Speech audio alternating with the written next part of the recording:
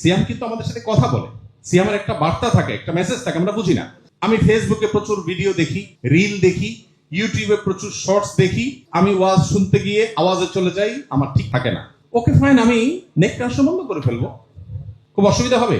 এই শক্ত সিদ্ধান্তটা নিতে পারলে আপনার জীবনে ব্যাপক পরিবর্তন আনা সম্ভব। শেষ দশকের প্রত্যেক রাতে আল্লাহ তাআলা বহু মানুষকে জাহান্নাম থেকে মুক্তির ঘোষণা দেন, ডিসিশন নেন।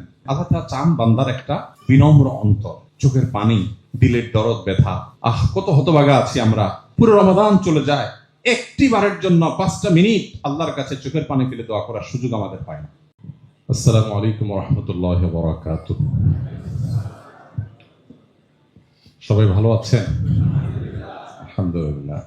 এশার নামাজ এখন আমাদের হয় নাই। এশার নামাজ অবশ্য একটু দেরিতে পড়াই উত্তম। সুলুসুল লাইল বা রাতের 1/3 পর্যন্ত অপেক্ষা করে একদম ওয়াক্ত হওয়ার শুরুতেই এশার নামাজ পড়া আফজাল না। নবী করিম সাল্লাল্লাহু আলাইহি ওয়াসাল্লাম বলেছেন, আমার উম্মতের জন্য যদি কষ্টকর না হতো আমি নির্দেশ করতাম যেন তারা এশা একটু দেরিতে পড়ে। এই দেরিতে পড়ার মানে আবার মধ্যরাত না। তো এইটা বাংলাদেশে মাদ্রাসাগুলোতে আমল হয়, এর বাইরে আর কোথাও হয় না। মাদ্রাসাগুলোতে দেখবেন 9টা, 9:15 এই টাইমে এশা হয় সাধারণত, অন্য জায়গায় সাধারণত হয় না। তো যাই হোক, আজকে আমরা ইচ্ছা হোক অনিচ্ছা হোক সে আমলটা করবো ইনশাআল্লাহ। এই যে কষ্ট করে এসেছেন সেজন্য আপনাদেরকে ধন্যবাদ জানাচ্ছি আসুন্নাহ ফাউন্ডেশনের তরফ থেকে। নিশ্চয়ই অনেক কর্মব্যস্ত, অনেক ঝুট ঝামেলা সব উপেক্ষা করে আপনারা এসছেন, আমাদের মা বোনরা এসছেন। যে উদ্দেশ্যে এসছেন আল্লাহ রাব্বুল আলামিন সেই উদ্দেশ্যকে পরিপূর্ণভাবে সফল এবং সাকসেস করে যাওয়ার তৌফিক দান করুন। আপনারা শুরু থেকে অনেকগুলো সেশনে গুরুত্বপূর্ণ অনেকগুলো কথা শুনেছেন। দরকার হলো আমল করা, এগুলোকে কাজে লাগানো। আমরা সবাই সর্বাত্মক চেষ্টা করব যে পরামর্শগুলো, যে অ্যাডভাইসগুলো আমরা পেলাম সেগুলো অনুযায়ী আমল করে রমাদানকে সবচেয়ে সফল এবং সার্থকভাবে কাটাবার চেষ্টা আমরা করবো ইনশাআল্লাহ। আমরা আসুন্নাহ ফাউন্ডেশন থেকে যে কয়েকটা বই করেছি, আমাদের বেশিরভাগ বই রমাদান কেন্দ্রিক, এবং রমাদান কেন্দ্রিক বইয়ের এই কাজ আজকে নতুন না। এটা আমি আজ থেকে 20 বছর আগে থেকে শুরু করেছি। 20 বছর আগে আমি রমাদান সম্পর্কে একটা ছোট্ট ছোটি বই আমার ছিল, মাহে রমাদান ফাজাইল মাসাইল আমাল। এই দীর্ঘ 20 বছর ধরে রমাদানকে প্রোডাক্টিভ করার জন্য, সফল করার জন্য নানামুখী প্রচেষ্টার মধ্য থেকে আমরা আসুন্নাহ ফাউন্ডেশন থেকে এই সর্বশেষ এসে রমাদান প্ল্যানার, মাহে রমাদানের সাথে শামল, তারাবির সালাতে কোরআনের বার্তা, এই বইগুলো করেছি। নিচে বোধহয় স্টলে পাওয়াও যাবে। আপনারা এগুলো মানুষের কাছে পৌঁছে দিবেন যাতে অন্য মানুষজন পড়ে এবং আমল করে আমাদের রমাদান যেন সার্থক হয়, সাকসেস হয়। আল্লাহ আমাদের সবাইকে সেই তৌফিক দান করুন।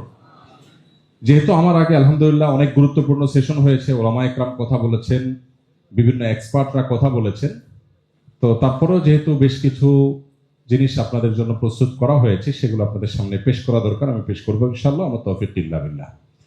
প্রথম কথা হলো, রমাদান প্রোডাক্টিভ করতে হবে কেন?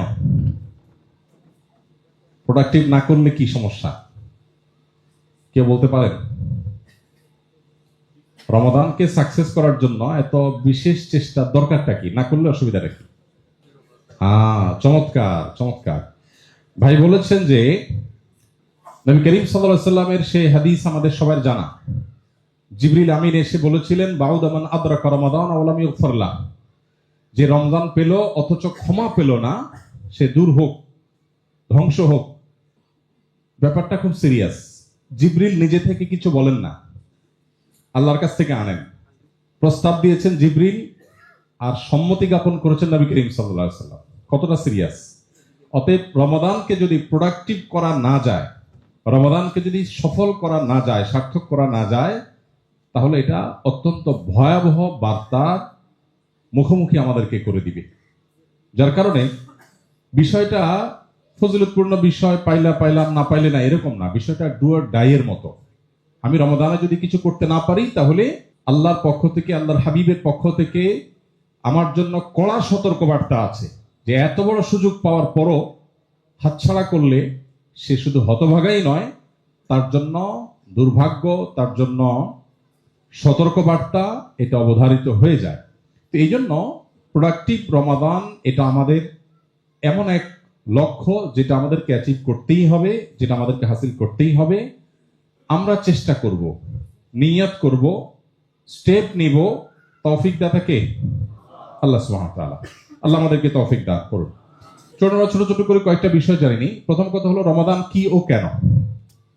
রমাদান কি, রমাদান মাসটা, এটার তাৎপর্যের জায়গাটা কি, পরিচয়টা কি, এবং রমাদানটা আল্লাহ তাআলা কেন দিয়েছেন।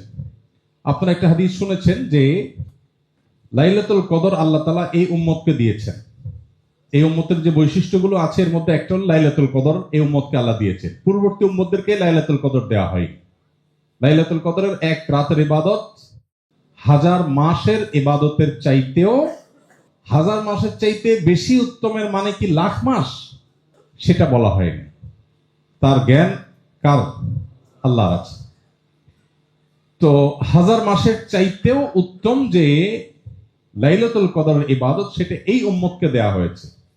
এই প্রসঙ্গে একটা হাদিস আপনারা নিশ্চয়ই শুনে থাকবেন, বেশ প্রসিদ্ধ এবং বহুল প্রচারিত হাদিস। সেটা হলো নবী করিম সাল্লাল্লাহু আলাইহি ওয়াসাল্লাম পূর্বের যে মানুষরা ছিল যারা অনেক বেশি হায়াত পেত, নূহ আলাইহিস সালাম কত বছর হায়াত পেয়েছেন?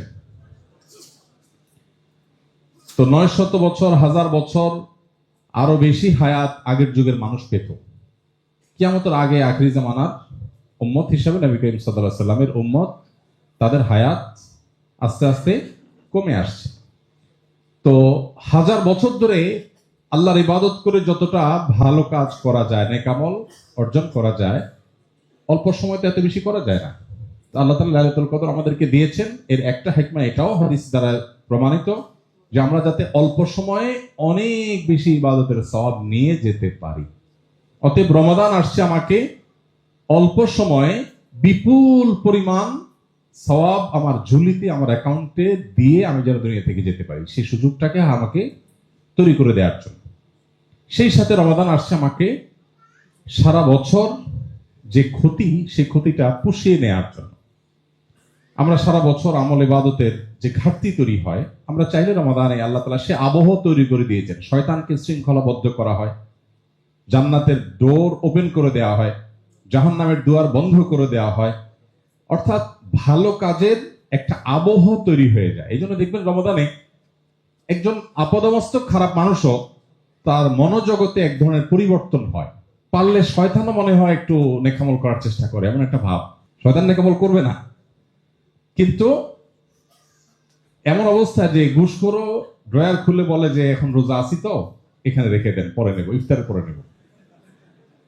তো ঘুষখোর পর্যন্ত রোজা রেখে টাকা ধরতে চিন্তা করে। তার মানে আল্লাহ তাআলা একটা আবহ তৈরি করে দিয়েছেন রমাদানের মাধ্যমে, যাতে আমরা সারা বছরের ক্ষতি পুষিয়ে নিতে পারি। আমি যখন মাদ্রাসায় পড়ি, ছাত্র জীবনে, অনেক আগের কথা, আমার এক আব্বার এক বন্ধু ছিলেন, ওনার কাপড়ের দোকানে রমজানের আগে যখন মাদ্রাসা বন্ধ হতো, আমি হাফেজ না, তারাবির জিম্মাদারি নেই আমার, তো ওনার দোকানে বসে ওনার একটু হেল্প করতাম। তো ঈদের আগের দিনগুলোতে মনে আছে, দুপুরের রমজান মাসে বিশেষ করে আপনার সন্ধ্যার খানা, ইফতারের পরে আর খাওয়ার টাইম নেই, রাত 10টা 11টা বেজে গেছে। বললাম, চাচা খাবেন না? আরে বেটা, খানা কত খাবি, কালকে খাবি সারাদিন, আজকে চান রাত, আজকে কামাই করতে হবে, সব মাসে তো উপার্জন হয় না। তো রমাদান মাসটা হলো কামাইয়ের মাস, আমরা এটাকে বানাই নিছি খাওয়ার মাস। আমাদের বাণিজ্য মন্ত্রণালয় সংশ্লিষ্ট যে সমস্ত ডিপার্টমেন্টগুলো আছে, যারাই যখন সরকারে থাকুক, বেচারাদের রমজানের আগে থেকে চ্যালেঞ্জ থাকে যে খাবার দাবার সব ঠিক মতো মজুদ আছে, বারবার করে বলতে হয়, কারণ মানুষ খাওয়ার জন্য প্রস্তুত হইতেছে।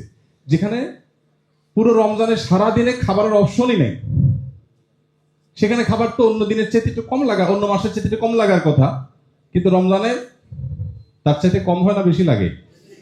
বেশি লাগে। আমাদের রমজানের প্রস্তুতি মানে কি? ছোলা, চিনি, বেগুন, বেসন, যা যা লাগে এই আইটেমগুলো কিনা, এ হলো রমজানের প্রস্তুতি। মহিলাদের রমজানের প্রস্তুতি কি? যত রকমের আইটেম লাগে সেগুলো জোগাড় তারা করছে, আর পুরুষরা বাজার করছে। এগুলো আমাদের রমজানের প্রস্তুতি। রমাদান কি এবং কেন আসছে, এটা হয়তো থিওরিক্যালি আমরা অনেকেই জানি, বাস্তবতা হলো সুযোগটাকে আমরা বেশিরভাগ মানুষ কাজে লাগাতে পারি না। আল্লাহ আমাদের সবাইকে এটাকে কাজে লাগাবার তৌফিক দান করুন। প্রিয় ভাইরা আমার, রমাদান মাস আসছে আমাদেরকে অল্প সময়ে অনেক সওয়াব আহরণ করবার সুযোগ এনে দেওয়ার জন্য। রমাদান মাস আসছে আমাদের সারা বছরের আমলের যে ঘাটতি আসে সেই ঘাটতিটা পুষিয়ে নেওয়ার জন্য। ব্যবসায়ীর যেরকম মৌসুমের সময় ডাল সিজনের ব্যবসা করে নিতে হয়, আমাদের রমাদান মাসটা আসছে সেজন্য। সেই সাথে আল্লাহ তাআলা এই মাসে মাপের জন্য, মাগফিরাতের জন্য বহুমুখী পথ খুলে রেখেছেন। আমলের ক্ষেত্রে রমাদান কেন্দ্রিক ফজিলতের যে হাদিসগুলো পরিমাণে এত বেশি যে রমাদান বছরে 30 দিন সিয়াম সাধনা, 30 দিনের আমল, সেটা নিয়ে এত ফজিলতপূর্ণ হাদিস রয়েছে। গুরুত্বের বিচারে রমাদানের সিয়ামের চাইতে যাকাতের গুরুত্ব বেশি না কম? বেশি। কিন্তু মর্যাদা বা ফজিলত সংক্রান্ত হাদিস যদি আপনি দেখেন, আপনি দেখবেন যাকাতের তুলনায় সিয়াম এবং রমাদান কেন্দ্রিক হাদিস এর পরিমাণ বেশি। তার মানে এত বড় সুবর্ণ সুযোগ কেউ হাতছাড়া করুক, এটা আল্লাহ নবী সাল্লাল্লাহু আলাইহি ওয়াসাল্লাম চাইতেন না। রমজানের শেষ দশক যখন হতো, কানান নবী সাল্লাল্লাহু আলাইহি ওয়াসাল্লাম ইদা দাখালাল আশর আহইয়া লাইলা ওয়া আইকাযা আহলা। নবীজি শেষ দশক আসলে পরিবারের লোকদেরকে ঘুম থেকে ডেকে দিতেন। অন্য সময় এটা করতেন না। উনি তাহাজ্জুদ পড়তেন, পরিবারের সদস্যরা কারোর তৌফিক হলে পড়তেন, কারোর তৌফিক না হলে না পড়তেন, কিন্তু রমাদানের শেষ দশকে উনি সবাইকে ডেকে তুলে দিতেন। কারণ ব্যাপারটা হলো এরকম, আপনি যাচ্ছেন এখান থেকে সেমিনার শেষে বাসায় যাচ্ছেন, সুপার শপের সামনে আপনি যাচ্ছেন, আপনার সাথে আপনার ফ্যামিলির আর 2-4 জন আসছে, সেখানে দেখছেন সুপার শপের সামনে একটা বড় সাইনবোর্ড লাগানো আছে যে আজকে এখন রাত 12টা পর্যন্ত অফার চলতেছে, যে যা নিবে 101 টাকা। একটা অফার, যদি এটা বাস্তবসম্মত না, ধরুন 101 টাকা যে যা নিবে, বা একটা নির্দিষ্ট ট্রলি এটা ভরে নিবে অল্প একটা অ্যামাউন্ট দিয়ে, একজনে একটা ট্রলি নিতে পারবে। এখন আপনার গাড়িতে যদি আপনার সাথে আরো লোকজন থাকে ফ্যামিলির, এরা যদি একটু ঝিমায় যায়, গাড়িতে অনেক সময় ঝিমা যায় না, আপনি বলবেন যে আমি যাই, ওরা ঘুম ঝিমাক, এটা বলবেন? আরে তাড়াতাড়ি উঠ, ঘুমোত যেতে পারবে বাসায়, লুট করে নিয়ে যাচ্ছে মানুষ, জলদি আয়। আফসোস করবেন, ইস ছেলেটা নিয়ে আসলাম না বাসা থেকে, তাহলে ওরাও নিয়ে যেতে পারতাম, তাই না? নবী করিম সাল্লাল্লাহু আলাইহি ওয়াসাল্লাম শেষ দশক আসলে পরিবারের লোকদেরকে ঘুম থেকে ডেকে দিতেন। আরে আল্লাহর মাগফিরাত বন্টন হচ্ছে, এটা নিজের এই ট্রলি ভরে ফেরার সময়, এটা ঘুমানোর সময় না। কিন্তু আমরা রমাদান কি এবং কেন সেটা বিষয়ে মানুষ বুঝি না। আল্লাহ আমাদেরকে বোঝার তৌফিক দান করুন। শাব্দিক অর্থের বিচারে রমাদান এই শব্দটা আরবি রমাদন থেকে, যার অর্থ জ্বালিয়ে দেওয়া, ভস্ম করে ফেলা, পুড়িয়ে দেওয়া। এখন রমাদান মাসের যে মর্যাদা, মাহাত্ম্য, এর সাথে জ্বালানো পোড়ানোর কি সম্পর্ক? জ্বালানো পোড়ানো এটা তো বাহ্যিকভাবে ভালো কোনো জিনিস আমরা বুঝি না জ্বালানো পোড়ানো বলতে। অনেক মুহাক্কিক, অনেক গবেষক ওলামা ইকরাম বলেছেন যে মূলত এই মাসে বান্দার আমলগুলোকে আল্লাহ তাআলা এত দ্রুত মাফ করে দেন যে এই মাসটা গুনাহ জ্বালানোর মাস, পাপাচার ভস্ম করার মাস। এত সুবর্ণ সুযোগ এই মাসটাতে আসে, এই জন্য এই মাসের নামই হলো রমাদান। রমাদানের প্রধান আমল হলো সিয়াম, যেটাকে আমরা রোজা বলি। রোজার উদ্দেশ্য কি, লক্ষ্য কি? সবাইকে একমত? আমরা রোজা কেন রাখি? কেউ বলছেন আল্লাহ সন্তুষ্টির জন্য, কেউ বলছেন তাকওয়া অর্জন করার জন্য। কোনটা সঠিক উত্তর হবে? দুইটা তো সঠিক না। তাকওয়া ব্যাপার কি? এখন আওয়াজ একটু বেড়ে গেছে এটার পক্ষে। আপনার আল্লাহ সন্তুষ্টি চান না, তাহলে আবার তাকওয়া দিয়ে কি করবেন? আমরা রোজা রাখি কি আল্লাহ সন্তুষ্টির জন্য না তাকওয়া অর্জনের জন্য? এতে আপনাদের বল পাল্টে গেল তো দেখি। বাংলাদেশের মানুষ এমন যে মাহফিলে আমরা কথা বললে সব ঠিক, যাই বলে হুজুর ভুলে কিছু বললেও সব ঠিক। খুব অনুগত মানুষ, মাশাআল্লাহ। আচ্ছা যাক, সিয়ামের লক্ষ্য কি, রোজার লক্ষ্য কি? আল্লাহ তাআলা কোরআনে বলেছেন, আমরা সবাই আয়াত শুনেছি, ইয়া আইয়ুহাল্লাযীনা আমানু কুতিবা আলাইকুমুস সিয়ামু কামা কুতিবা আলাল্লাযীনা মিন ক্বাবলিকুম লাআল্লাকুম তাত্তাকুন। হে ঈমানদাররা, তোমাদের উপরে সিয়াম ফরজ করা হয়েছে, তোমাদের পূর্ববর্তীদের উপর যেমন ফরজ করা হয়েছে, যেন তোমরা আশা করা যায় তোমরা মুত্তাকি হবে এর মাধ্যমে। এখন তাহলে প্রশ্ন হলো, আল্লাহর সন্তুষ্টি কি উদ্দেশ্য না? উত্তর হলো, যে কোনো কাজের প্রাথমিক একটা লক্ষ্য থাকে, একটা প্রাইমারি টার্গেট থাকে, আর একটা থাকে ফাইনাল গোল বা ফাইনাল টার্গেট, চূড়ান্ত উদ্দেশ্য। সিয়ামের প্রাথমিক উদ্দেশ্য, প্রাথমিক লক্ষ্য তাকওয়া অর্জন করা, আর চূড়ান্ত লক্ষ্য হলো আল্লাহকে সন্তুষ্ট করে জান্নাতে যাওয়া।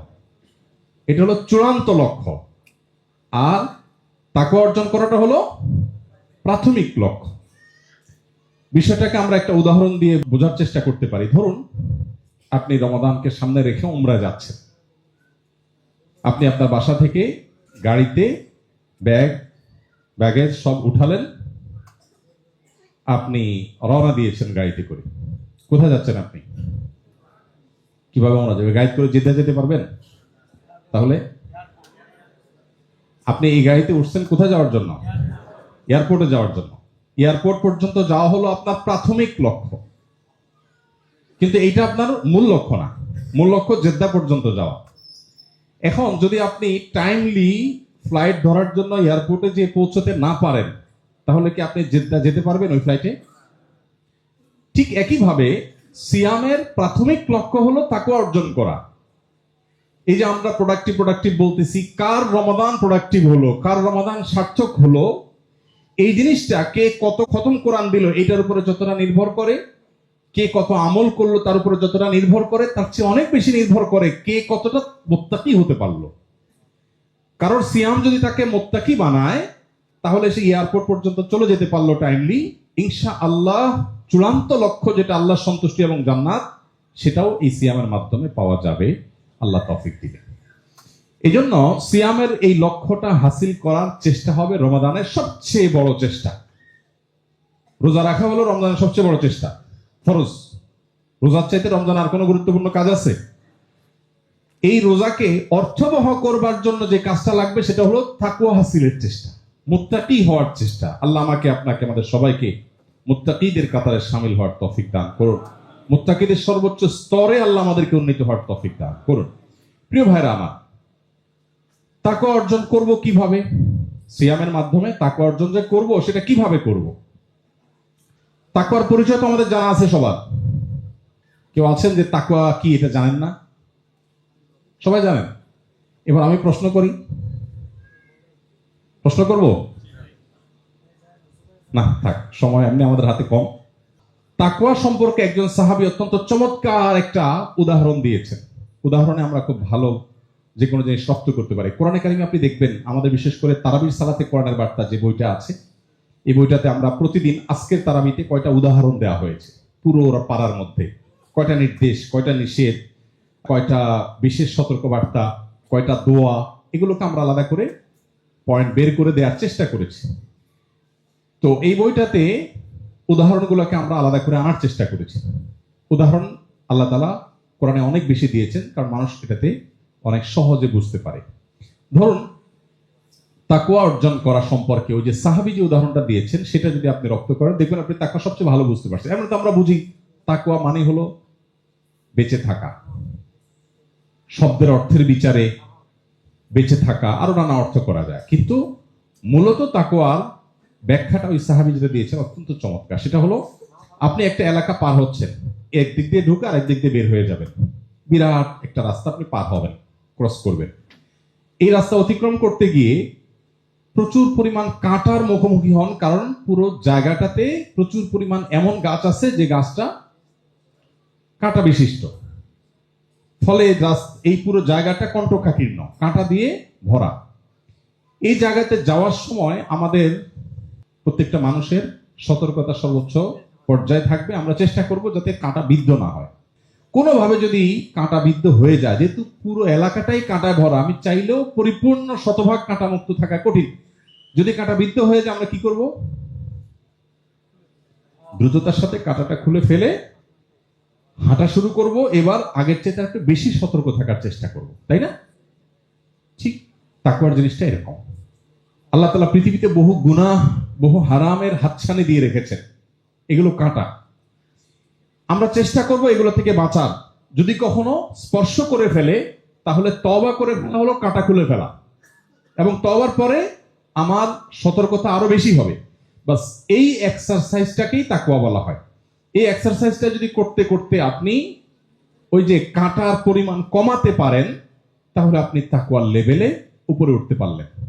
ব্যাস, এটি হলো মূলত সিয়ামের লক্ষ্য। এখন আসুন, এই কাঁটা মুক্ত জীবন, গুনাহ মুক্ত জীবন গড়ার জন্য আমরা কি করব? আমার আগে ফাহিম আপনাদেরকে পরিবেশ সম্পর্কে, আশপাশটা, এনভায়রনমেন্ট সম্পর্কে বলেছে, সে কথা এখানেও চলে আসবে। আল্লাহ তাআলা কোরআনে কারিমে বলেছেন, ইয়া আইয়ুহাল্লাযীনা আমানুত্তাকুল্লাহ ওয়া কুনু মা'আস সাদিকিন, হে ঈমানদাররা তাকওয়া অবলম্বন করো আর সাদিকদের, সত্যবাদীদের সাথে থাকো, মুত্তাকিদের সাথে থাকো। তার মানে এই সঙ্গ এবং পরিবেশটা মানুষকে অনেক বেশি প্রভাবিত করে, ফলে এই জিনিসটা আমাদের জন্য খুব গুরুত্বপূর্ণ। আসুন আমরা কয়েকটা পয়েন্ট দেখে নেই তাকওয়া অর্জনের জন্য আমরা কি কি করব। নাম্বার 1, গুনাহমুক্ত জীবন গড়ার অভ্যাস করা। এটা অভ্যাসের ব্যাপার, যে আমি ধীরে ধীরে গুনাহমুক্ত জীবন গড়ব। অভ্যাস গড়ার জন্য অনেকগুলো স্টেপ আমরা নিতে পারি, যার যার মতো প্ল্যান তৈরি করতে পারি। আমরা রমাদান প্ল্যানার আপনাদের জন্য করেছি। রমাদান প্ল্যানার রমাদান উপলক্ষে আপনার আত্মীয়স্বজনকে হাদিয়া দেন, উপহার দেন, এবং পরিবারের সদস্যরা কম্পিটিশন করে পূরণ করেন, যে পুরো প্ল্যানার পূরণ হবে, মাস শেষে আমরা হিসাব নিয়ে বসবো কার কি অ্যাচিভমেন্ট। এই প্ল্যানিং এর অংশ হিসাবে আমি কি কি গুনাহের সাথে জড়িত আমার মোবাইলের নোটে আমি লিখে রাখি। আমার রুমে, আমার ডায়েরিতে একান্তে, যেখানে আমি শুধু দেখবো, মানুষের কাছে গুনাহ প্রকাশ করা নিষেধা দিছি, সো আমি আমারটা লিখে রাখবো। তালিকা যখন করব তখন আমার মুখ দিয়ে, অন্তর দিয়ে আমার কি কি বদভ্যাস আছে আমি লিখে ফেলি। এই রমাদানে একটা একটা করে বদভ্যাস আমি ধরে ধরে, যে আমি এইটা আমি আমার জীবন থেকে দূর করবই করব। আপনি যদি চূড়ান্তভাবে চেষ্টা করেন, আল্লাহ তাআলা কোরআনে কারিমে বলেছেন, ওয়াল্লাযীনা জাহাদু ফিনা, যারা আমার রাহে মুজাহাদা করে, সংগ্রাম করে। সাধারণ চেষ্টাকে মুজাহাদা বলে না। যারা আমার রাহে আসার জন্য সংগ্রাম চালায়, আল্লাহ বলেছেন, লানাহদিয়ান্নাহুম সুবুলানা, আমি অবশ্যই তাদেরকে দেখাবো আমার দিকে আসার বহু পথ। সে আসতে চাইবে, আল্লাহ একটা পথ দেখাবেন না, সুবুলানা, সাবিলের বহু বচন, বহু পথ আল্লাহ দেখাবেন। এই জন্য আপনি আগে সিদ্ধান্ত নেবেন যে আমি গুনাহমুক্ত জীবন গড়বো, এবং তার জন্য চেষ্টা করবেন। ওই যে আপনি নোট করলেন যে আমার এই এই অভ্যাস আছে, নোট করার পর আপনি টার্গেট নিলেন যে আমি এই গুনাহ থেকে বাঁচার জন্য কি কি স্টেপ নিতে হবে। এই স্টেপগুলো আপনাকে অবলম্বন করতে হবে। এভাবে করে করে আস্তে আস্তে মানুষ গুনাহ থেকে বাঁচার চেষ্টাটা করতে হয়, শুরুটা করতে হয়। এরপর আসুন দ্বিতীয়ত, পরিবেশ নিশ্চিত করা। আপনার গুনাহ মুক্ত থাকার জন্য অনুকূল পরিবেশটা গুরুত্বপূর্ণ। আপনি চাইলেও গুনাহ থেকে বাঁচতে পারবেন না যদি পরিবেশ আপনার জন্য প্রতিকূল হয়। এই জন্যই খুঁজে খুঁজে খুঁটে খুঁটে অনুকূল পরিবেশটা নিশ্চিত করবার চেষ্টা আমাদেরকে করতে হবে, যে আমি কিভাবে গুনাহ থেকে বেঁচে থাকার পরিবেশটা তৈরি করতে পারি। আপনার বাসা হবে মুত্তাকি, পরহেজগার, আল্লাহ ভীরু এই মানুষগুলোর আশেপাশে। আপনার ফ্যামিলির সাথে সম্পর্ক হবে ওইরকম ফ্যামিলির যারা তাকওয়াতে অনেক আপার ক্লাসে আছে, যারা আপনার চাইতে অনেক উপরে দিনের দিক থেকে। সেই ফ্যামিলির সাথে আপনার ফ্যামিলি উঠা বসা হবে। আপনার বাচ্চাদের বন্ধু হবে ওই বাচ্চারা যে বাচ্চাদের মধ্যে কোনো বাজে অভ্যাস নেই, যে বাচ্চারা খুবই ভদ্র, যে বাচ্চারা আল্লাহকে চিনে, যে বাচ্চারা আখিরাতকে বুঝেছে। বিশেষ করে আমরা এখন যে বিশ্ব বাস্তবতা মুখোমুখি, চতুর্পাশে ওই যে গুনাহের কাঁটা, হাজার হাজার গুনাহের কাঁটা পরিকল্পনা করে এমন ভাবে সেট করা হয়েছে, এটা গাছের কাঁটা মতো না যে র্যান্ডম পড়ে আছে, বরং আমাকে এই কাঁটা ফুটাবার জন্য নানান আয়োজন আছে। এখান থেকে বাঁচাটা সহজ বিষয় না। গতানুগত কিছু কাজ, একটু নামাজ পড়লেন, রোজা রাখলেন, একটু হজ যাকাত দিলেন, একটু দাড়ি রাখলেন, একটু মহিলারা পর্দা করলেন, এই কাজগুলো অনেক কঠিন কাজ না। তুলনামূলকভাবে পরিপূর্ণভাবে তাকওয়ার উপরে ওঠা যত কঠিন কাজ, এটার জন্য পরিবেশ যত সহায়ক, অন্য কোনো বিষয় এত সহায়ক না। বাহ্যিক আসবাব, উপকরণ হিসাবে পরিবেশটা হবে সবচেয়ে বড় সহায়ক। এমনকি আমার প্রথম স্টেপেরও আগে এটা আসা উচিত, কারণ পরিবেশটা যখন অনুকূল হয় তখন মানুষ না চাইতেও তার দ্বারা ভালো কাজ করা সম্ভব হয়, আর যখন প্রতিকূল হয় সে চাইলেও অনেক সময় ভালো কাজ করতে পারে না। আর এই জন্য আপনার বাসা, আপনার পরিবেশ, আপনার প্রতিবেশ, আপনার কর্মস্থল, আপনার সন্তানের শিক্ষা প্রতিষ্ঠান, আপনার বন্ধু বান্ধব মহল, আপনার সারাউন্ড, এগুলো হয়তো হবে এমন যে এরা সবাই আমার চাইতে উপরে তাকওয়ার দিক থেকে, আমি সেই সার্কেলটা মেনটেন করব। এটা করলে ইনশাআল্লাহ অনেক বেশি সহজ হবে। এরপর আসুন 3 নম্বর, প্রতিবন্ধকতা দূর করা। এটা ফাহিম আমার আগে কথা বলেছে, মাশাআল্লাহ।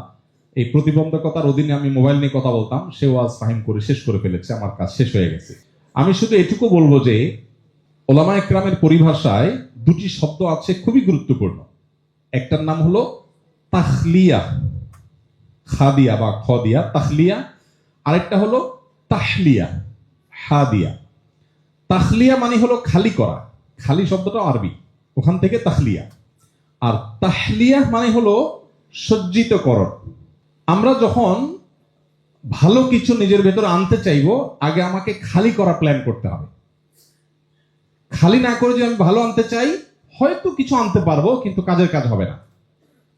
ব্যাপারটা হলো এরকম যে আমরা মাদ্রাসায় ছেলেরা যখন পড়ে, আপনার পানি পাক করার যে মাসআলা, এই প্রসঙ্গে একটা প্রসিদ্ধ পরিচিত অধ্যায় আছে, মাদ্রাসার ছাত্ররা সবাই জানে যে একটা কুয়াতে বা সীমাবদ্ধ জায়গাতে যদি কোনো প্রাণী পড়ে মারা যায়, তাহলে কি করতে হবে, পানি কিভাবে পাক করবে। কাপড় চোপড় তো আমরা ধুয়ে পাক করি। এখন একটা কুয়াতে একটা মশা মারা গেল, নাপাক হয়ে যাবে কিনা, একটা ইঁদুর মারা গেল, নাপাক হবে কিনা, হইলে এটা পাক করার বুদ্ধি কি।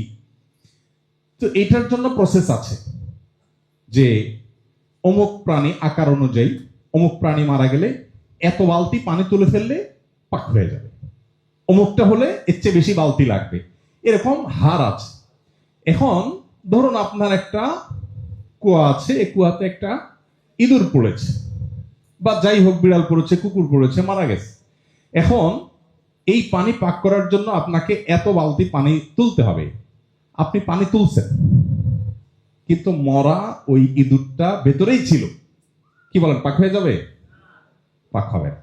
বরং আগে তাহলিয়া করতে হবে, আগে ওইটা ফেলতে হবে, এরপরে আপনি কুয়া থেকে পানি তুলবেন, আস্তে আস্তে পাক হয়ে যাবে পানি। ঠিক একইভাবে প্রতিবন্ধকতা দূর করা ছাড়া আপনি রমাদানে অনেক কিছু করে ফেলবেন, হয় না। দেখেন, প্রতি বছর এখানে যারা আছেন, আমরা যদি এখন সবার ইনফরমেশন নেই, আমার মনে হয় সবার অলমোস্ট কাছাকাছি তথ্য আমরা দেব। সেটা হলো, প্রতি বছরই রমাদান আসলে আমরা খুব নিয়ত করি, মাশাআল্লাহ এবার রমাদান ইনশাআল্লাহ কিছু একটা করব। বাট যখন এই শেষ দশক আস্তে আস্তে যেতে থাকে, চাঁদ ওঠার সংবাদ শুনি, একদিকে ঈদের আনন্দ, অপরদিকে এক রকমের ব্যথা থাকে, পারলাম না তো, অনেক কিছু করার প্ল্যান ছিল বাট হয়ে উঠলো না। এই আফসোস করতে করতে আমরা রমাদানকে বিদায় দিতে হয়, ঠিক না? কেন হয়? কারণ সঠিক পরিকল্পনা নাই। এই যে তাহলিয়া, আগে খালি করা। আমি অনেক আমার ঘনিষ্ঠ বন্ধু, যাদেরকে আমি তাকওয়ার কারণে পছন্দ করি, বিশেষ করে দেশের বাইরের কিছু ভাই বোন আমার আছেন, সৌদি আরবে যখন ছিলাম, মিডল ইস্টে কিছু দিনদার মানুষজনের সাথে আমি উঠা বসা করার চেষ্টা করতাম। তাদের অনেককে দেখতাম যে রমাদান উপলক্ষে তাদের part of preparation mobile net থেকে ডিসকানেক্ট করে ফেলা। হোয়াটসঅ্যাপ, এটাতে সারাক্ষণ তার যোগাযোগ রাখতে হয়, সব জায়গায় সে জানায় দেয় রমজানের 5-7 দিন আগে SMS করে দিই, আমি 1 মাসের জন্য হোয়াটসঅ্যাপের বাইরে চলে যাচ্ছি, আমাকে পাওয়া যাবে না, সিমে SMS করতে পারেন বা কল করতে পারেন, আমি শুধু সিমে থাকবো, হোয়াটসঅ্যাপে থাকবো না। আবার অনেককে দেখেছি যে পুরো মোবাইল থেকেই গায়ে, মোবাইল হয়তো কারোর কাছে দিয়ে দিয়েছে যে কেউ ফোন করলে ধরবা, বলবা যে আমি এই কয়দিন মোবাইল ব্যবহার করছি না, খুব আর্জেন্ট কিছু থাকলে আমাকে জানাবো। এটা হলো প্রিপারেশনের একটা অংশ। মানে কিভাবে আমরা প্রতিবন্ধকতা দূর করব। কেন হয় না? আমরা গত বছর রমাদানে খতম করতে চাইছি, বাট খতমটা হয় নাই। গত বছর রমাদানে অনেক আমল করব, বাট হয় নাই। কেন হয় নাই? কারণগুলো তো আমি জানি, আমি খাতা কলম নিয়ে ফেলি, নোট করে ফেলি কি কি কারণ ছিল। এরপর একটা একটা করে এগুলোর বিরুদ্ধে আমি যুদ্ধ ঘোষণা করি। অনেকে বলে, হুজুর মোবাইল তো ছাড়তে পারি না। মোবাইল ছাড়া কোনো ব্যাপার? যারা যারা রমজান উপলক্ষে মোবাইল ছাড়তে চান এবং পারেন না, তারা সবাই মোবাইলটা এখানে রেখে যাবেন যাওয়ার সময়। এগুলো আমরা বিক্রি করে ফাউন্ডেশনে ঢুকাই দিব ইনশাআল্লাহ। আপনার কাজটা সহজ করে দিলাম, আপনি তো পারতেছেন না, আপনি শুধু এখানে রাখবেন, বাস আপনার দায়িত্ব শেষ, বাকি কাজ আমরা করব। বেশিরভাগ মানুষই এই সহজ কাজটাকে অনেক কঠিন বানায় ফেলছে, শয়তান তার কাছে এটাকে অনেক কঠিন করে ফেলছে। যাই হোক, এই প্রতিবন্ধকতা দূর করার জন্য আমাদেরকে নানামুখী উদ্যোগ নেওয়া দরকার। মোবাইল থেকে নিয়ে, সোশ্যাল মিডিয়া থেকে নিয়ে, খারাপ বাজে বন্ধু থেকে নিয়ে, যা যা হতে পারে সেগুলো নিজের জীবন থেকে সরাবার প্ল্যান করা। এরপর আসুন দোয়া করা। সর্বশেষ হলো আল্লাহ তাআলার কাছে চোখের পানি ফেলে দোয়া করা। পরিবেশের ক্ষেত্রে, অনুকূল পরিবেশের ক্ষেত্রে বাসায় একটা পরিবেশ তৈরি করা দরকার। আপনাদের অনেকের আল্লাহ তাআলা তৌফিক দিয়েছেন, বড় বড় ফ্ল্যাট আপনারা করেন। আমার ইচ্ছা আছে যদি আল্লাহ আমার তৌফিক দান করেন, আমার থাকার বাসার একটা জায়গা ছোট্ট করে নামাজের জায়গা থাকবে। এখন নাই, কিন্তু আমার নিয়ত আছে যদি আল্লাহ তৌফিক দেয়, একটা জায়গা থাকবে। আমরা যেরকম ওয়াশরুম রাখি, আমরা যেরকম ডাইনিং রুম রাখি, ড্রয়িং রুম রাখি, শোবার ঘর থাকে, আমাদের নামাজের কোনো জায়গা নাই বাসায়। আছে? কেন নামাজের জায়গা নাই? কারণ আল্লাহর জমিন, সবই নামাজ পড়া যায়। কিন্তু নামাজের যখন একটা নির্দিষ্ট জায়গা থাকবে, হোক ছোট্ট একটা জায়গায়, হোক 3 জন মানুষ দাঁড়াতে পারে। আমি হংকং গেছি, আমার এক ভাই, ওনার বাসায় আমি গেলাম। তো সেখানে হংকং আপনারা জানেন, যা জমির দাম সারা ওয়ার্ল্ডের সবচেয়ে বেশি যে দেশগুলো, তার মধ্যে হংকং অন্যতম। ছোট্ট একটা দেশ, জায়গা নাই, মানে এই মাথা থেকে ওই মাথা 1 ঘন্টা চলে যাওয়া যায়, পুরো দেশ ক্রস করতে 1 ঘন্টা সময় লাগে। এত ছোট্ট দেশ, কিন্তু প্রচুর মানুষ, এই জন্য প্রচুর হাইরাইজ বিল্ডিং, তারা 50-100 তলার নিচে বিল্ডিং খুঁজেই পাওয়া যায় না। এর মধ্যে ছোট ছোট ফ্ল্যাটে থাকতে হয়, কারণ অনেক এক্সপেন্সিভ। আমি ভদ্রলোকের বাসায় গেলাম, উনি বললেন যে এখানে বিশাল বড় অ্যাপার্টমেন্ট, শত শত ফ্ল্যাট একটা ভবনে, এর মধ্যে আমার বাসাটা সবচেয়ে বড় সাইজে। কত? বললো যে 1100 স্কোয়ার ফিট। তাই আমি বললাম, বাহ, এটা ঢাকা আমাদের জন্য কোনো ব্যাপার? যে 1100 স্কোয়ার ফিট, 50 কোটি টাকা দাম, 1100 স্কোয়ার ফিটের বাসা। তো উনি আমার বাসায় আমাকে নিয়ে গেলেন, নিয়ে বললেন যে ভাই, এই জায়গাটা আমি নামাজের জন্য ফিক্স করেছি, এটা শুধু নামাজের জন্য, এখানে অন্য কিছু আমরা করি না, আমরা ফ্যামিলির সবাই এখানে এসে নামাজ পড়ি। এটা হলো পরিবেশ তৈরি করা। একটা বাসায় যখন এই ধরনের পরিবেশ তৈরি হয়, এই পরিবেশ তৈরির জন্য অনেক কাজ আছে, শুধু এই নামাজের জায়গা না, আর অনেক ইস্যু আছে। ধরুন আপনার পরিবারের সদস্যদেরকে আপনি একসাথে বসে কোরআন তেলাওয়াত করেন, একটা টাইম সবাই মিলে ফিক্স করলেন রমাদান লাগে, যে আমাদের সবার সাথে মিলবে এরকম একটা টাইম কোনটা হয়, যেটা আমরা সবাই কোরআন, তো সবাই হাতে কোরআন থাকবে, আমরা সবাই তেলাওয়াত করব, খাবারটা একসাথে খাবো। আমি আমার বাসায় আলহামদুলিল্লাহ দীর্ঘদিন থেকে, আমরা বহুদিন থেকে প্র্যাকটিস করি, বহু বছর থেকে আমরা প্র্যাকটিস করি এক প্লেটে খানা খাওয়া। এটা কিন্তু সুন্নাহ এবং হারিয়ে যাওয়া সুন্নাহ। এটা আমাদের পরিবারে নাই। এখন তো আমাদেরকে পশ্চিমারা শিখাইছে আলাদা গ্লাস, আলাদা বাটি, আমাদের অনেক বেশি হেলথ কনসার্ন হতে হবে, অনেক বেশি আমাদেরকে স্বাস্থ্য সচেতন হতে হবে। এসব করতে করতে এমন অবস্থা হয়েছে যে এখন স্বামীরও আলাদা গ্লাস, ওয়াইফেরও আলাদা গ্লাস। নবী করিম সাল্লাল্লাহু আলাইহি ওয়াসাল্লাম যে গ্লাস থেকে পানি খেতেন, মা আয়েশা রাদিয়াল্লাহু তাআলা যে দিক দিয়ে পানি খেতেন, গ্লাসের ঠিক ওই দিক দিয়ে মুখ রেখে নবী সাল্লাল্লাহু আলাইহি ওয়াসাল্লাম পানি খেতেন। এটা হলো আসল ভালোবাসা। এখন শুধু এসএমএস দেন, আই লাভ ইউ টু, দুনিয়ার নাটক অভিনয় সব করেন, তলে তলে গ্লাসে পানি খেলে আপনার কাছে ঘৃণা লাগে। আর নবী করিম সাল্লাল্লাহু আলাইহি ওয়াসাল্লাম তার যে ভালোবাসা ছিল, সেটা ছিল সবচেয়ে রিয়েল। যাই হোক, তো পরিবারের লোকদেরকে একসাথে এক টাইমে ম্যাক্সিমাম ফ্যামিলিতে এখন খাওয়া দাওয়া হয় না। ছেলে এক টাইমে খায়, বাপে এক টাইমে খায়। আমাদের বাসা আমরা চেষ্টা করি আলহামদুলিল্লাহ, দিনের বেলায় এক একজন এক এক জায়গায় থাকো, ঠিক আছে, হয় না। রাতের বেলা সবাই একসাথে, সকালের নাস্তা সবাই একসাথে। সকাল নাস্তা সম্ভব না হয়, রাতেরটা মাস্ট, সবাই এক টাইমে এক প্লেটে খাবে। কারণ একটা প্লেটে যখন 4-5 জন বসে, তখন কি হয়, মাথাগুলো আধা ফিটের দূরত্ব থাকে না, কয়েক ইঞ্চির দূরত্ব থাকে, আর বডি একদম ঘেসে ঘেসে যায়, হাত একের সাথে আর কোনো টাচ হয়। এটার একটা প্রভাব আছে আপনার মধ্যে, সৌহার্দ্য, সম্প্রীতি, ভালোবাসা আনার ক্ষেত্রে। এখন নাই কেন সম্প্রীতি? এর অনেক কারণের মধ্যে এটা একটা।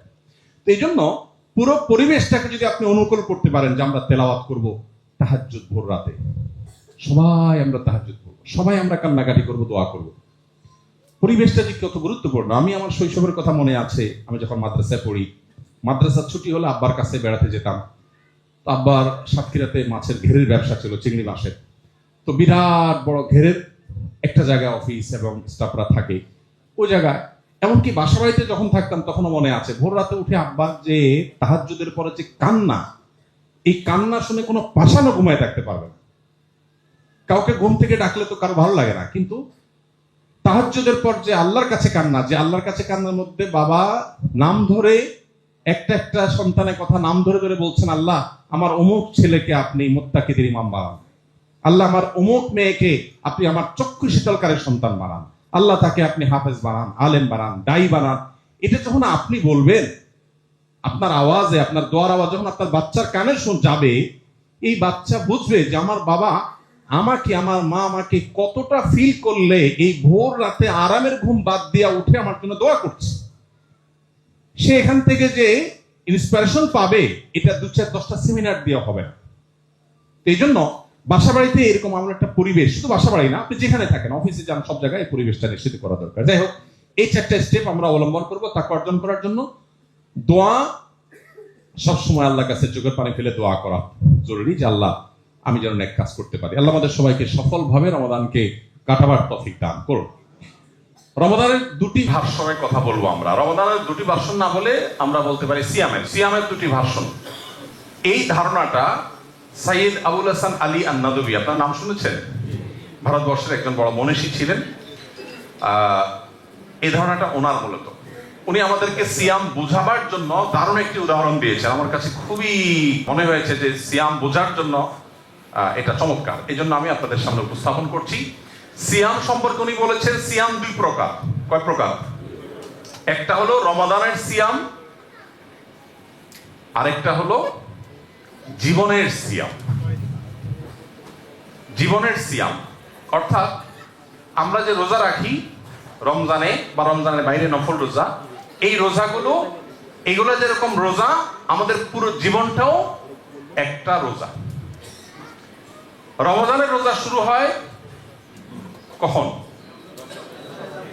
শবে সাদিকের সময়। জীবনের রোজা শুরু হয় কখন? মানুষ যখন প্রাপ্তবয়স্ক হয় তখন। রমজানের রোজা শেষ হয় কখন? সূর্য যখন ডুবে যায়। জীবনের রোজা শেষ হয় কখন? জীবনের সূর্য যখন ডুবে যায়।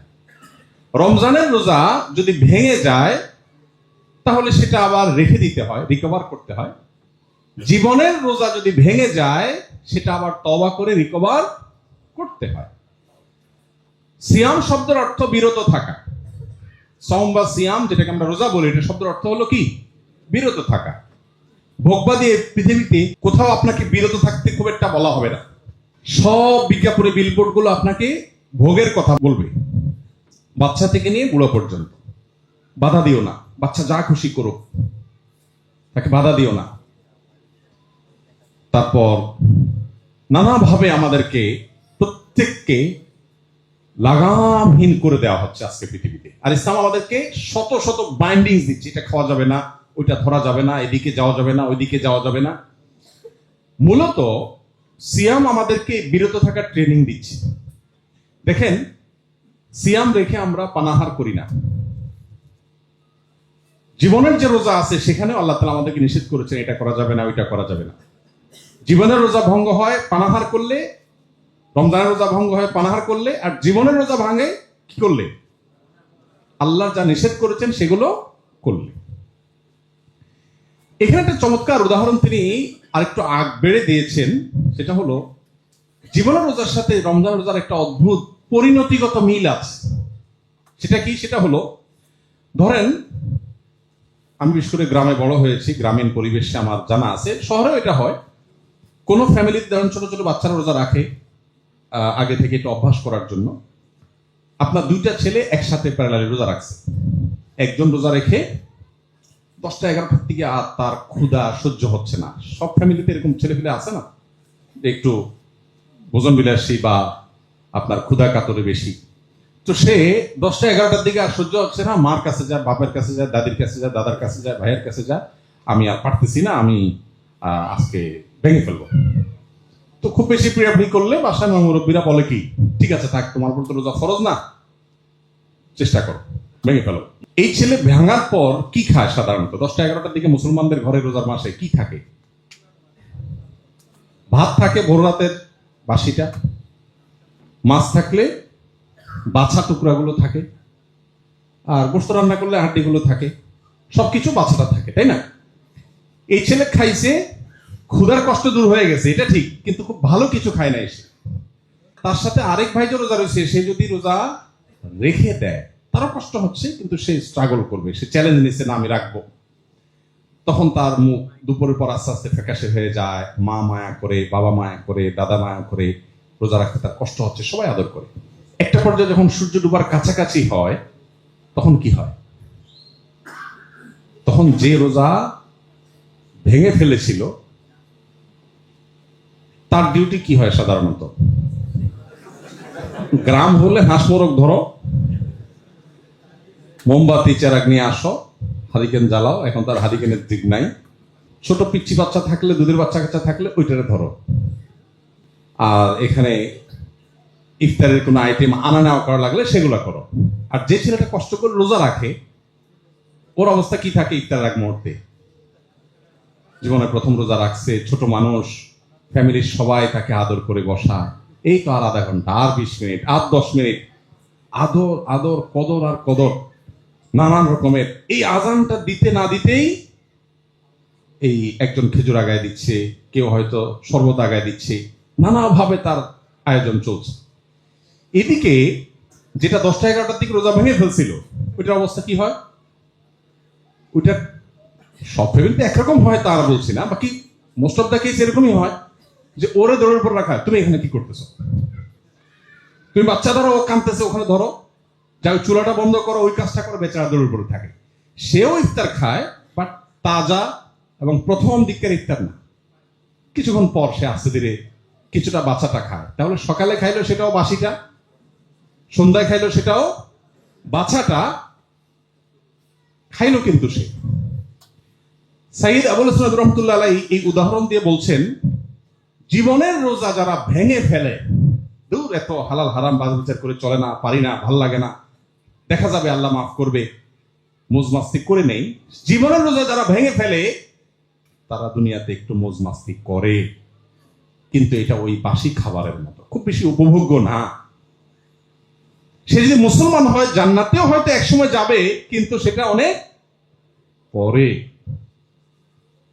পক্ষান্তরে যে কষ্ট করে রোজা রাখে, তার কষ্ট হয় ঠিক, কিন্তু জীবনের সূর্য যখন ডুবতে যায়, তার যখন ইফতারের সময় হয়, তখন আল্লাহর পক্ষ থেকে ফেরেশতা আসে, তাতানাজ্জালু আলাইহিমুল মালাইকা।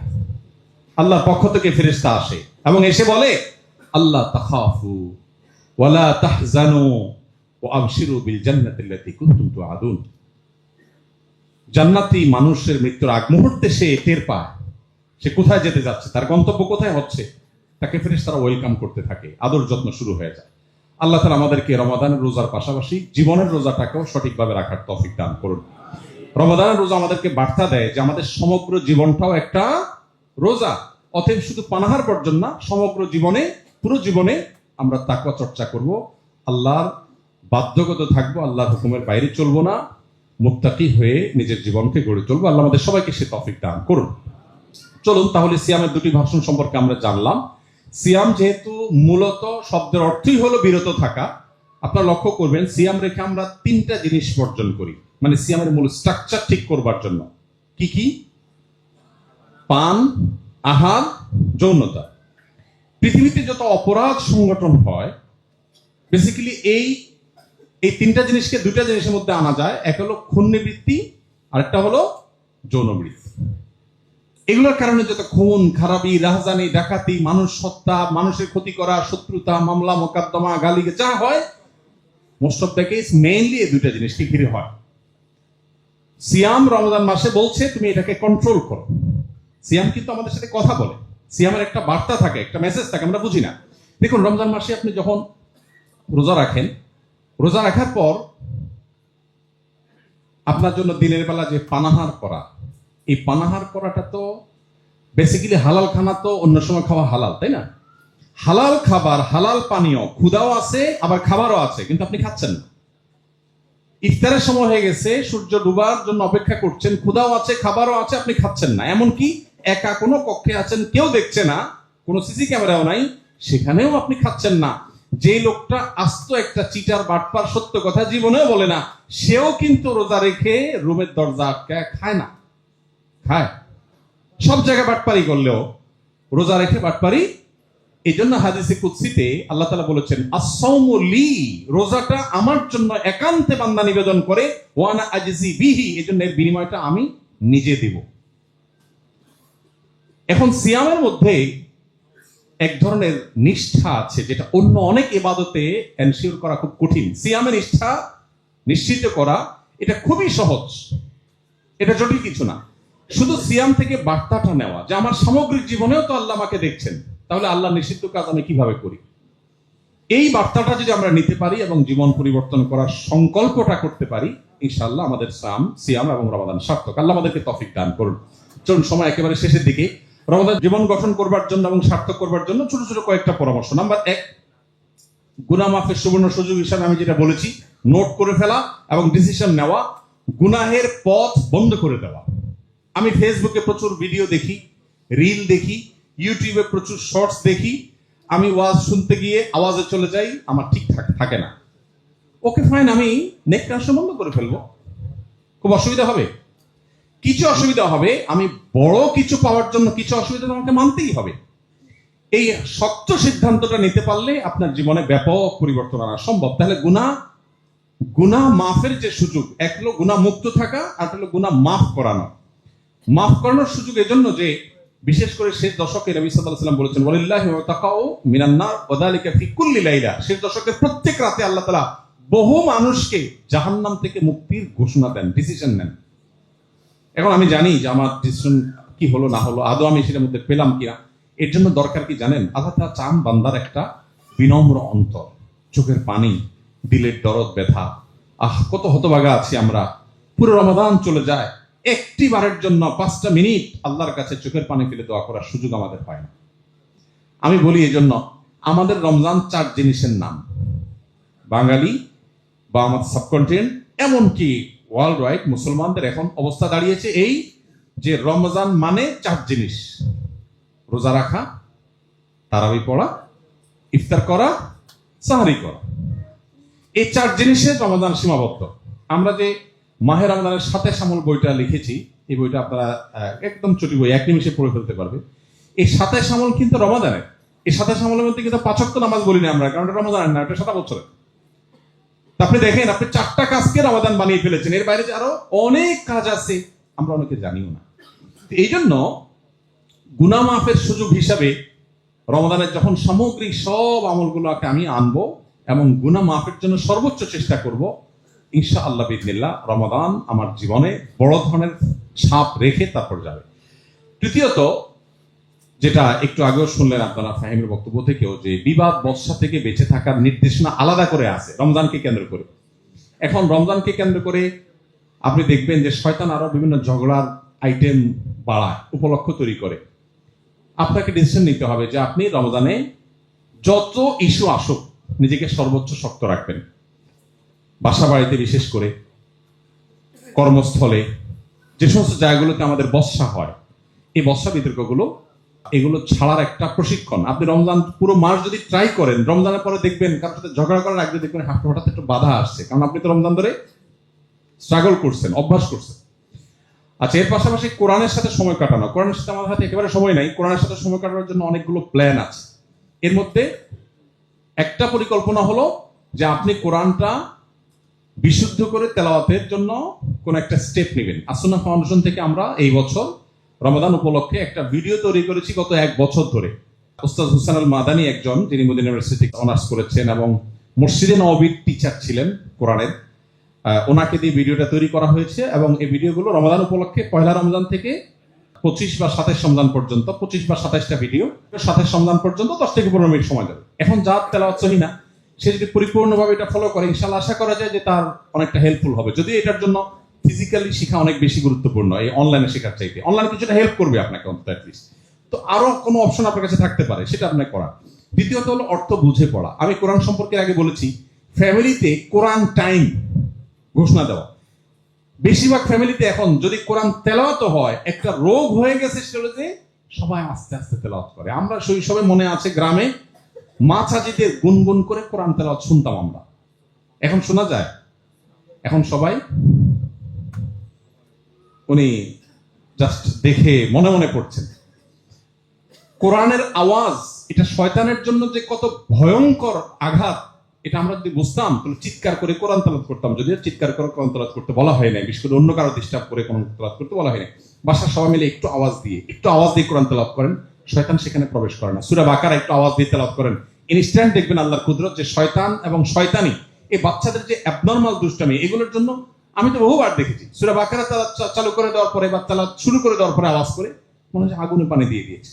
তো বাসা বাড়িতে একে তো একটা সময় কোরআন তেলাওয়াত করা, দ্বিতীয়ত হলো কোরআন একটু উচ্চস্বরে সরবে যাতে শোনা যায় সেভাবে তেলাওয়াত করা, তৃতীয়ত বিশেষ করে তারাবিকে কেন্দ্র করে আমরা যে বইটা লিখেছি তারাবির সালাতে কোরআনের বার্তা, আপনি বাসায় আজকের যে পারা তেলাওয়াত হবে সেটা সামারিটা আমরা একটু সব মিলে 10 মিনিট সময় লাগবে না, 3-4টা পৃষ্ঠা মাত্র আমরা একটু আলোচনা পর্যালোচনা করে নিই। আজকে তুমি করবা, কালকে আমি করব, কালকে মেয়েটা করবে, ছেলেটা করবে, গ্রুপ স্টাডি করা, একটা পরিবেশ তৈরি হয়।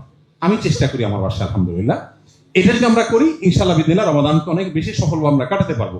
ভোর রাতে দোয়া, এটা যে কি এক সুযোগ ভাই, আমরা কে না জানি 24 ঘন্টার ভিতরে দোয়া কবুলের সবচেয়ে মোক্ষম সময় কোনটা? ভোর রাতে দোয়া।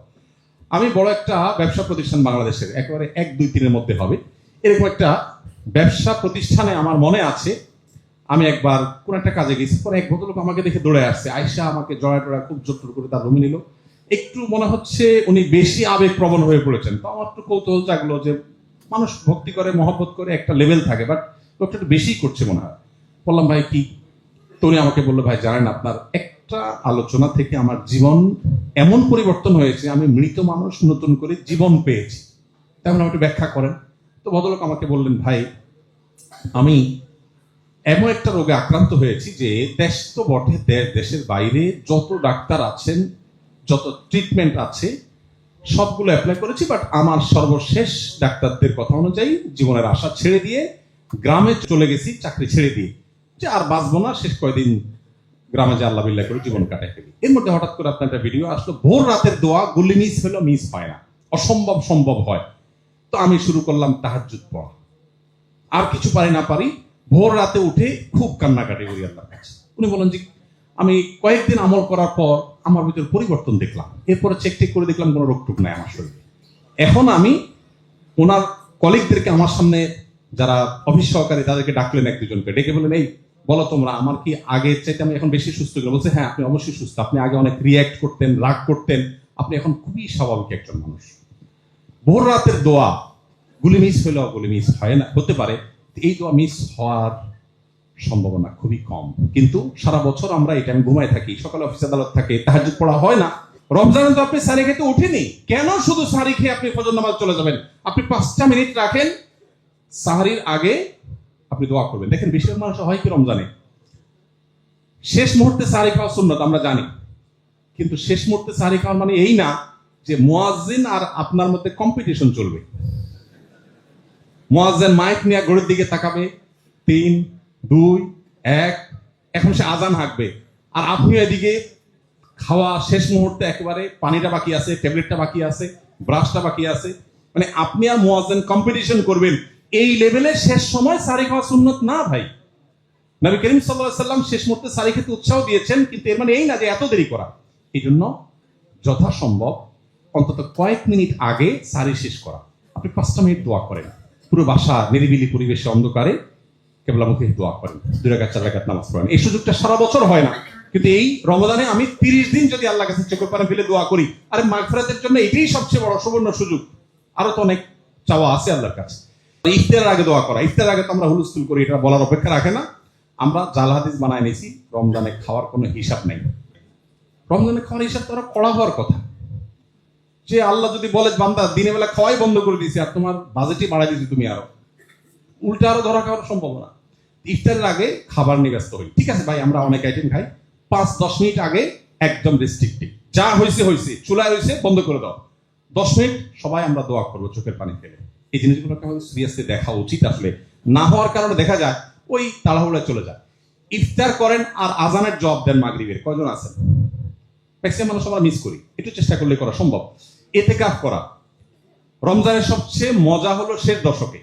আমাদের দেশে প্রথম দশকে মসজিদ ফিল আপ হয়ে, বারান্দা ফিল আপ হয়ে রাস্তায় কার্পেট বিছানো লাগে।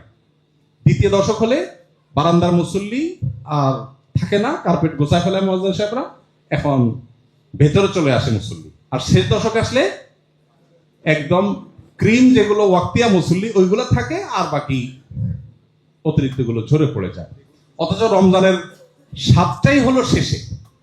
নবী করিম সাল্লাল্লাহু আলাইহি ওয়াসাল্লাম জীবনে কখনো ইতিকাফ ছাড়েন নাই। উনি জীবনে কখনো ইতিকাফ দ্বিতীয় হিজরিতে রমজান রোজা ফরজ হয়েছে, দশম হিজরিতে মৃত্যু হয়েছে। এই 8 বছর কখনো রমজানের শেষ দশক এতেকাফ ছাড়েন নাই। 1 বছর এতেকাফ রেখে আবার তাকে বের হয়ে যেতে হয়েছে। তিনি পরবর্তী বছর এটার কাজা হিসেবে 10 দিন আর ওই বছরের 10 দিন মোট 20 দিন এতেকাফ করেছেন। যে আমলটা নবীজি জীবনে একবারও ছাড়েন নাই, ম্যাক্সিমাম মানুষ জীবনে একবারও করেন নাই। শত্রুর সাথেও তো এই বৈপরীত্য থাকে না, সেখানে নবী সাল্লাল্লাহু আলাইহি ওয়াসাল্লামের সাথে এইরকম বৈপরীত্য। কজন আছেন এখানে হাত তোলেন একটু যারা ইতিকাফ করেছেন? মাশাআল্লাহ। কিন্তু তারপরেও দেখেন এখানে 30% মানুষ হবে হয়তো সব মিলিয়ে। তো চেষ্টা করবেন তো ইনশাআল্লাহ। ব্যস্ততার কথা এগুলো ছুড়ে ফেলে দেন। আমি ছাত্র জীবনে যখন ইতিকাফ করি, আমি যে স্বাদটা পাইছি ইতিকাফে, আমার কাছে মনে হয় যে ইতিকাফের বিনিময়ে যদি আমাকে যত বড় লোভনীয় অফার দেওয়া হোক, আমার মনে হয় না আমার দ্বারা ওইটা নেওয়া সম্ভব। এই আমাদের মসজিদের ফাউন্ডেশনের মসজিদ কমপ্লেক্সের জায়গা কেনার ঘোষণা দিয়ে আমি এবং সাব্বির আমরা মক্কায় বাইতুল্লাহ ইতিকাফ করতে গেছি। তো যেহেতু 5-6 বছর 7 বছর আগের কথা, তখন ঘোষণা দেওয়ার পর আমরা চিন্তা করছি আমি থাকলে মানুষ অফিসে এসে একটু ডোনেশন করে, তো কিছু করছেও। এর মধ্যে চলে গেলাম ইতিকাফে। যাওয়ার পরে সাব্বিরকে বললাম, সাব্বির কাজটাকে ঠিক করলাম, ইতিকাফে একটা নম্বর আমল পরেও করতে পারতাম। মসজিদের টাকা লাগবে 15 কোটি, জমির টাকা, শুধু জমি কিনতে লাগবে 15 কোটি টাকা, 40 কাঠা জায়গা। টাকা উঠছে মনে হয় সব মিলে 50 লাখ 60 লাখ টাকা, 14.5 কোটি টাকা বাকি। আমি থাকলে তো মানুষের টাকা দিত, এখন আমি চলে আসলাম মক্কায়, টাকাও তো মানুষ দিবে না। যাই হোক, যা হয়েছে হয়েছে, চলো দোয়া করি আল্লাহ কাছে, কান্নাকাটি করি। এই 2-3 দিন পর বোধ হয় ওখানকার 27 রমজান, বাংলাদেশের 26 রমজান, আমরা অ্যাকাউন্টসে ফোন দিলাম বিসমিল্লাহ পড়ে যে ভাই কি খবর অ্যাকাউন্টসে। তো আমরা ধরে নিচ্ছি যে হয়তো 1-2 কোটি টাকা হয়তো হয়েছে কিনা। পরে অ্যাকাউন্ট থেকে আমাদেরকে বললো যে আমাদের তো জমিতে লাগবে 15 কোটি, আমাদের অ্যাকাউন্টে জমি কেনা বাবদ 18 কোটি টাকা এসে বসে আছে। 18 কোটি টাকা এসে বসে আছে। আমি এবং সাব্বির সিজদে পড়ে গেলাম, বলে কি এটা তো আনএক্সপেক্টেড। আপনি যদি মনে করেন যে আপনার রমজানের ইতিকাফ আপনার কাজকে ক্ষতিগ্রস্ত করবে, আপনি নিশ্চিন্ত থাকুন যে আপনার পেছনে বড় শয়তান লেগেছে, সবচেয়ে বড় মিথ্যুক শয়তান। আমার কোনো ক্ষতি হবে না, যদি ক্ষতি হয় ইতিকাফ না করলে চেয়ে বেশি ক্ষতি হতে পারে। এটা ডিসিশনের ব্যাপার যে আমি ইতিকাফ করবো, সব আগে ভাগে গোছায় নেবো, কিচ্ছু হবে না। আপনি মরে গেলে কিচ্ছু থেমে থাকবে না, সব চলবে। অতএব ইতিকাফ করবো তো ইনশাআল্লাহ। 3টা আমল, আরাফাতের দোয়া, ইতিকাফের স্বাদ আর সিজদার দোয়া। এই 3টা জিনিসকে পৃথিবীর কোনো কিছুর সাথে আপনি কম্পেয়ার করতে পারবেন না, কোনো কিছুর সাথে। আপনি একটা রমজান ইতিকাফ ভালো করে দেখেন, আপনি যে স্বাদটা পাবেন। সারা বছর নানান এঙ্গেজমেন্ট, ফোকাস থাকে না, ইতিকাফের সময় আপনি মসজিদে আবদ্ধ হয়ে গেছেন, চাইলেও বাইরে যেতে পারছেন না, অটোমেটিক আপনার দ্বারা ভালো কাজ হবে। আল্লাহ আমাদেরকে তৌফিক দান করুন। পরিবারের দিনই আবহাওয়া গড়ে তোলা সম্পর্কে আমি বলে ফেলেছি, সে সম্পর্কে আর আমি বলবো না, শুধু আত্মজিজ্ঞাসা করে শেষ করছি। সেটা হলো, জীবনে তো অনেক রমাদান গেল, কয়টা রমাদান আছে যে রমাদানটাতে আমার তৃপ্তি মতো আমি আমল করে মনে হয়েছে যে আলহামদুলিল্লাহ আমি কিছুটা করতে পেরেছি? বেশিরভাগ রমাদান আমাদের হেলায় ফেলায় কেটে গেছে। অথচ পক্ষান্তরে আমরা সাহাবীদেরকে যদি আমি দেখি যে সাহাবীরা কয়টা রমাদান পেয়েছেন, অনেকে একটা রমাদান পেয়েছেন, অনেকে জীবনে 2 বার রমাদান পেয়েছেন, আর ওরা 40 বার 50 বার এক একজন রমাদান পেয়েছে। এক রমাদান পুরো জীবনকে চেঞ্জ করে দিয়েছে। আসেন আমরা দোয়া করি এবং চেষ্টা করি এই রমাদান জীবনের শেষ রমাদান মনে করে এটাকে সর্বোচ্চ সিরিয়াসনেসের সাথে কাটাবার, সর্বোচ্চ সুফল ঘরে তোলার, সবচেয়ে প্রোডাক্টিভ করার, সবচেয়ে সার্থক করার চেষ্টা করবো। আল্লাহ আমাদের সবাইকে তৌফিক দান করুন। ইফতারের আইটেমে যদি আপনি বাজাবলার বিরুদ্ধে যুদ্ধ ঘোষণা করতে পারেন, এখন আপনার ছোলা বুট ছাড়া যদি রোজাই না হয় তো যে কঠিন। আপনি যদি হেলদি খাবারে আসেন, হেলদি লাইফস্টাইলে আসেন, দেখবেন জীবনের রমাদানের অনেক বরকতের সাথে এগুলোর অনেক গভীর সম্পর্ক আছে। অতএব সেই চেষ্টা আমাদের সবাইকে রাখতে হবে। রব্বে করিম আমাদের সবাইকে রমাদানকে সবচেয়ে সফল এবং সার্থক কাটাবার তৌফিক দান করুন। আমরা রমাদানে আমাদের ইবাদতের প্রতিবন্ধকতাগুলোর বিরুদ্ধে যুদ্ধ ঘোষণা করে আসুন রমাদানকে সাজাবার জন্য এখন থেকে প্ল্যান পরিকল্পনা করি। এবং আমাদের পরিকল্পনার অংশ হিসেবে আমি বারবার বলেছি আল্লাহর কাছে চোখের পানি ফেলে দোয়া করো। আমরা সব প্ল্যান করলে হবে না, আমি প্ল্যান করার যা করব পাশাপাশি আল্লাহর কাছে মঞ্জুর করে নিই যে আল্লাহ এই রমাদানটা আমার জীবনে ছাপ ফেলে দেওয়া যেন একটা রমাদান হয়ে যায়। আল্লাহ আমাদের সবাইকে তৌফিক দান করুন।